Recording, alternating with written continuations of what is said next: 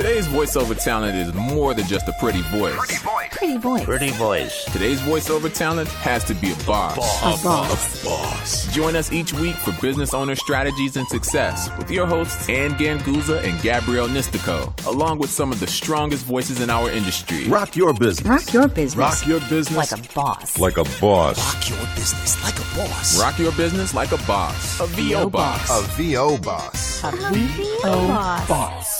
Welcome, everybody, to the VO Boss Podcast. I'm your host, Anne Ganguzza, along with my bestie, bossy, amazing co-host, Gabby Nistico. Hey, Gabby. Hi. So, Gabby, Yeah. I had an issue earlier. Issue? What kind of issue? I couldn't hear you. Like, this is like a constant, it's because it was my bad. My bad, not clicking on the right button. Oops. Yeah, I know. This tech girl over here. I'd like to talk about tech today because I love tech, and I think it's something that needs to be addressed in our businesses because how do we survive if we don't have tech? Yeah. A tech talk is very important for today's voice actors. Something struck me the other day. Kids today know more about technology than we ever will. Like, ever. Yeah, that's the truth. When I can watch toddlers play with an iPhone, that's impressive, to say the least. When we were growing up, right, the internet didn't even exist. It didn't. We went outside and played. I know. How archaic. And then got our TV privileges taken away. Yeah, and TV only had 5 channels. Exactly. Oh my God, yes. And you had to stand up and move to the television in order to change the channels on that Correct. dial, if you remember.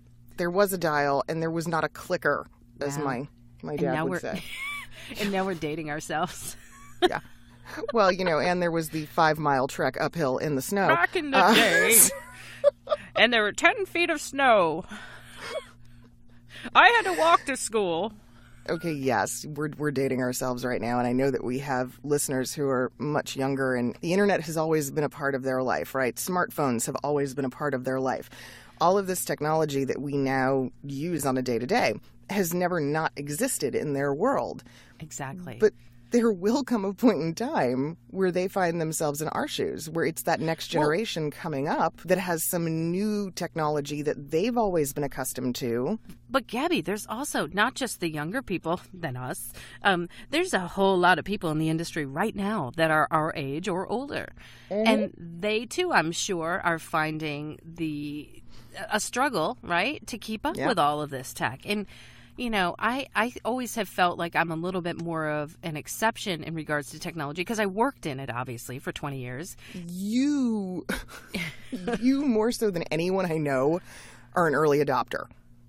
Yeah, I think it's just because it was part of my career. The new gadget, the new toy, the new, thing, you're very good at seeing it and going, oh, yeah, that's going to be huge. And then you incorporate that into not only your business, but your life. I, on the other hand, show my Sicilian roots and become this antiquated hill person who...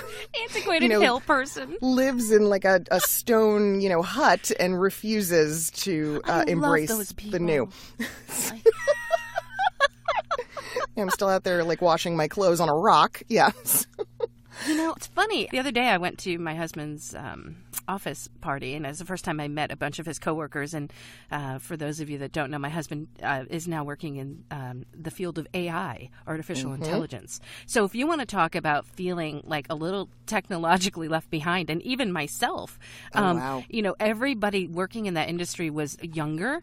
And I actually found myself in deep conversation with a former CTO, Chief Technology Officer, about technology and where would we be as a society if we adopted technology sooner? Because really, I think one of the main issues is that so many people fear technology, that they push it.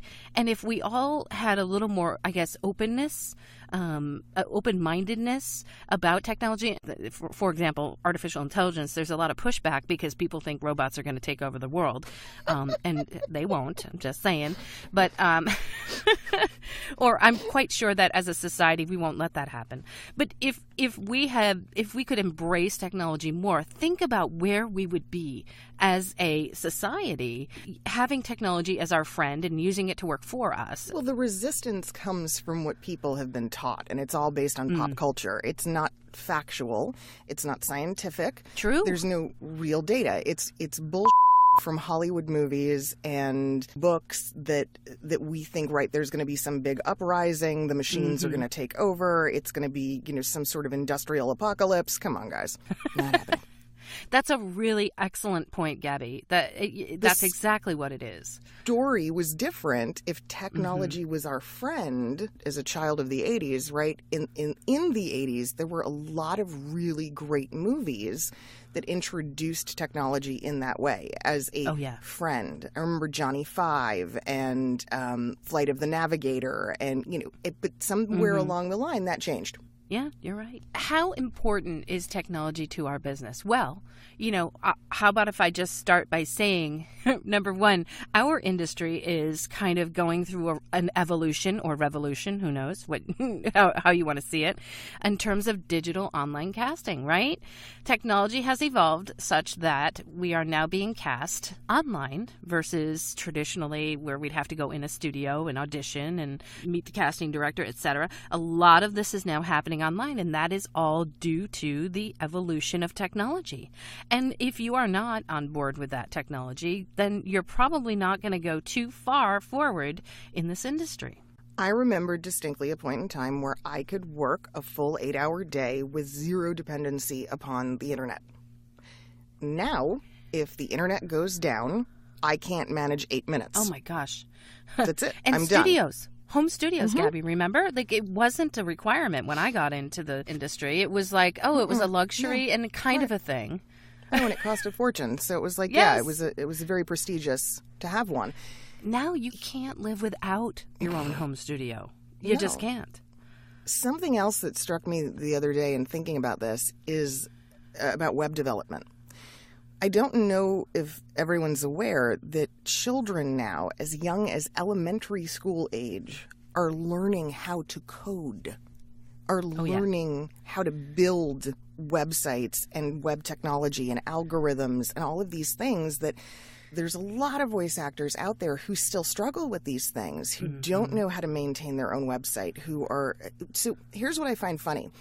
There's a lot of companies right now that I think thrive on the fact that people don't have this knowledge. Yes. And they're able to, in essence, exploit that by offering a service that fills the gap. Yeah. Either way. I mean, yeah, you're right. But what's going to happen as these kids grow up and they enter the workforce? Wix, right? I use Wix for all my websites. I love Wix. So do I. I've changed down the line, changed to Wix. Wix and WordPress. VoBoss, by the way, is WordPress.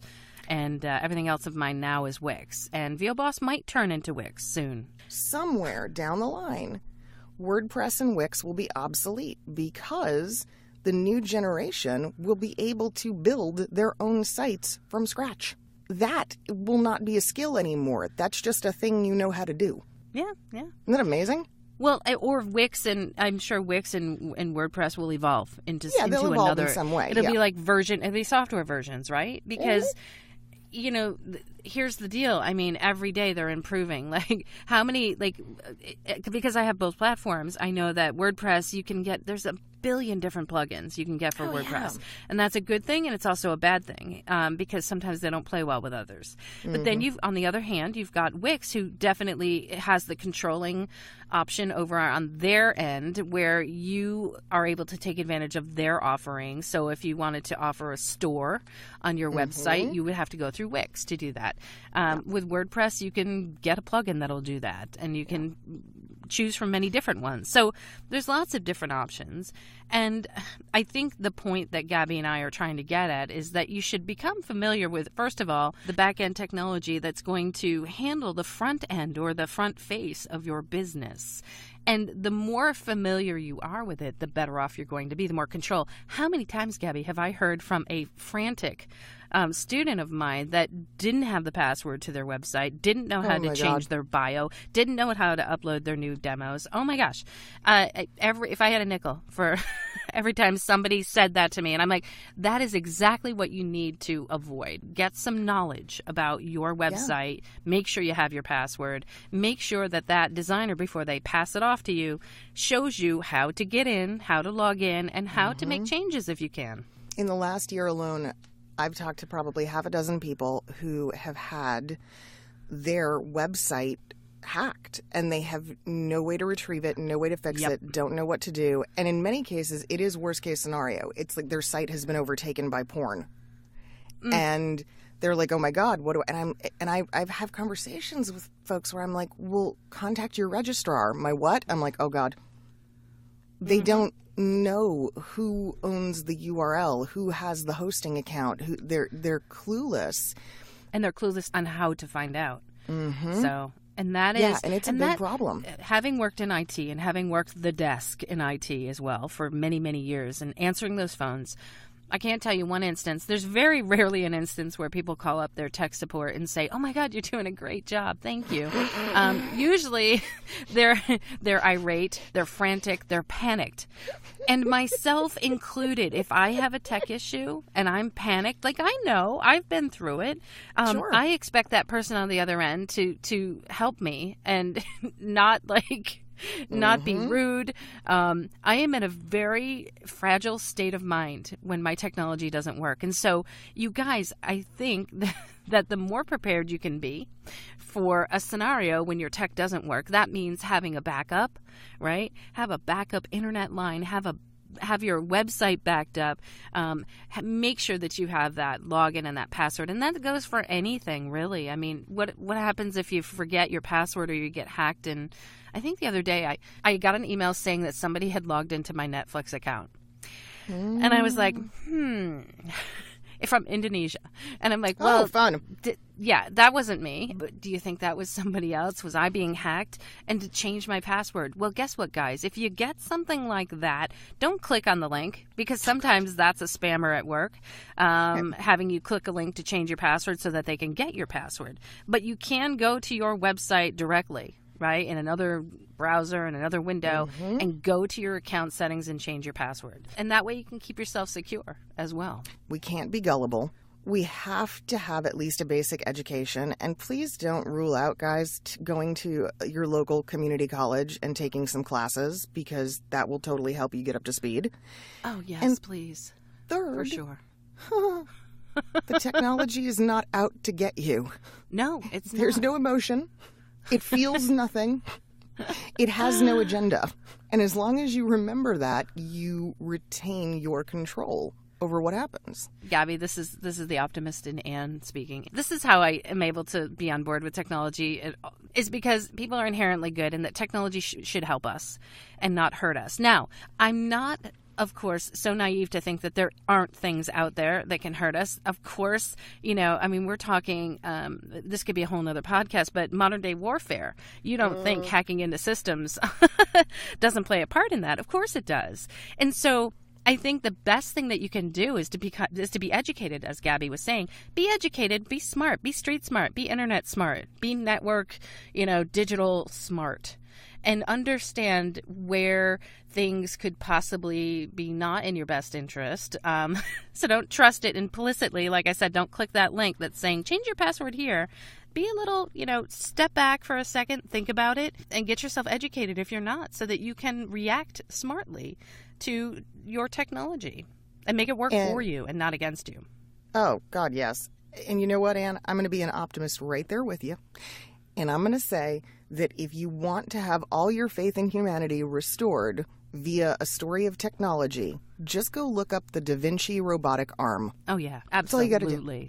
That piece of tech right there, that is humans using technology in the best way possible. The big thing about artificial intelligence is people are like, no, it's going to take away our jobs, right? Artificial intelligence, we won't need humans anymore. Well, here's the deal. If you can employ artificial intelligence in the healthcare industry, even like crime, where it can search huge databases at once and come back with comparisons and data that can help you to do your job better, well, then that's the plus. That's the good side of tech. If you're a cancer patient and you've got artificial intelligence searching millions and billions of CT scans for a tumor that looks like yours and that your doctor can help to cure it faster, quicker, better, then that's the good part of technology. And that's what I'm on board with. And that's the hope and the heart that I have for technology. And that's where I hope people can get on board with technology and use it for good. Use it to build your business, think good things about it, and don't be scared of it. That was the best medical narration I've ever heard. It was amazing. That was amazing. We're going to take that right there and we're going to add it to your demo. That was incredible. Oh, thank you. But it's so true. That's where the technology can be so good. Don't be toxic toward the technology, right? Aww. Use that technology right back to build your business. Let's say better than that, or use that to, get yourself lots of online casting agencies that will help you get work. Hey, one way or another, we don't have a choice. We have to move with it. It's gonna happen. So the faster you accept that and the faster you realize that your business can thrive with technology, better off you're gonna be. Yeah. Speaking of tech, one of our favorite pieces of technology, I remember the day I met Kevin. Oh my God. When I first heard about IPDTL, I was like, this is the most brilliant thing I've ever seen. Oh, yeah. I'm right there with you. I still think that it's brilliant and it's awesome, amazing technology, because this is what's connecting us, Gabby. Think about it again. Here's the positive. Take that tech and spin the positive, because that tech allows you and I, oh my God, I'm going to get like a clip, but it allows us to be together like all the so time emotional. and like, right? I feel like I'm next door to you. Just talk, like we're just having coffee and we're talking and we happen to be recording, and here's the VO Boss podcast while we're at it. So funny that you and I will actually hang up the phone in favor of IPDTL. We'd rather talk to each other over IPDTL than on our phones. It's so true, because gosh, we just sound great. Well, it is. We sound great over IPDTL. There's an intimacy that you cannot beat. So true. And it makes everything else look obsolete by comparison. So yeah, Kevin Leach, the brainchild behind IPDTL, thank you for allowing Gabby and I to hang out on a day-to-day basis, pretty much, right? Have our coffee and have this wonderful, amazing time talking to one another and recording it, by the way, and then letting you guys hear us. So it's the coolest thing. Thank you, Kevin. Shout out to IPDTL, our sponsor. If you guys want to know more and connect, you can at ipdtl.com. And of course, the entire podcasting industry. This wouldn't even exist if it weren't for people embracing and adopting new technologies. So for more things boss in your life, please visit voboss.com. More technology. Mm-hmm. And listen to us on technology like Stitcher. Ooh. Alexa. And iTunes. Spotify. All the good things. Yep. All right, guys. We love you. Have a great week, and we'll see you next week. Bye. Bye. Join us next week for another edition of VO Boss with your hosts, Anne Ganguzza and Gabby Nistico. All rights reserved. Anne Ganguzza voice talent in association with 3 Moon Media. Redistribution with permission. Coast-to-coast connectivity via IPDTL. Stop. All right. Are you recording? Stop being Squirrel Ann. Just stop it. Square land. Squirrel Ann. Square land. Squirrel. I'm also a little bit snarfly still, so. You sound good. If you say so. Well, I still feel like I sound like I'm underwater. You sound a little husky. Hey, baby. Hey, are you How recording? you doing? Yeah. What Am I is happening? happening? The fair? Am I missing the Yes, state fair? the fair's Damn going on it! right now. Damn it! And you're missing out on I love a on good fried fair. Twinkies Damn and it! fried Oh my God! Snickers. Okay, so Anne, Wait, Anne, hold on, Cliff. because this is amazing. Anne, have you ever been to the Texas State Fair? I have not, but I can only imagine. It is the fair to end all fairs. Like, you never need to go to another one ever. $250. Yeah, like, dude, I had everything. fried bacon. Yeah. Fried It's like bacon. It deep was fried, off double the fried. chain. It was amazing. Oh my God. We had fried not s'mores, Samoas. Oh my God. Coconut chocolate Oh, God. Girl Scout cookies. Oh, dear Deep Lord. fried with maple syrup and caramel and powdered sugar. Holy Oh, my moly. goodness. It was unbelievable. And the Yes. last time I was in Texas, well, not the last time I was in Texas, but the last time I was at the State Fair was the year. Okay, do you know about Big Tex? Do you know Big Tex? Do you know this phenomenon? I know something of Big Tex. Okay, But Big explain, just in Tex case. is he's the mascot. He's the like guy, yeah. this. Yeah, he's I know like what he this looks like. 3-story animatronic, dude. That's Big Tex. And anyway, so the year that I went to the Dallas State Fair, the very morning of the day I was going, Big Tex burned to the ground. Oh, no. And and Susan Bernard and her husband blamed me because, the damn Yankee came to town and Yankee. I burned down Big Tex with my God. Yankiness. Your Yankee. And then and now he's back. He's finally, it took years for them to rebuild him. kids. But yeah, he's back. Cliff has a long wire. Oh, wow. Cliff has a long wire. I like a man with a long wire. A long Just wire. saying. Shall I put the jazz music on again so we can Yes. get ourselves Oh, in the mood? yeah. Can we get... Wow. It's all- Tell Diana to go away. It's my time. Tell her to go away. It's my time with Anne. Diana and I fight for Anne's attention. I want Anne love. You're all being insightful and like telling me like Thanks. deep insightful things in your text, and I was like, "Damn, Gabby." and want to start? Are we ready? Yeah. Sure. Okay, awesome. Press 1 for... No, that's your job. Thank you for calling. Para español, marque dos. What do I need to do? Introduce the show. Can you hear me now? Yeah, Can baby. you hear me now? Mm-hmm. And the Talk topic bossy. is Talk bossy to me, Anne. and the topic is Why haven't we used that yet? That's a great hashtag. Talk Talk bossy. bossy to me. Gabby, talk bossy to me.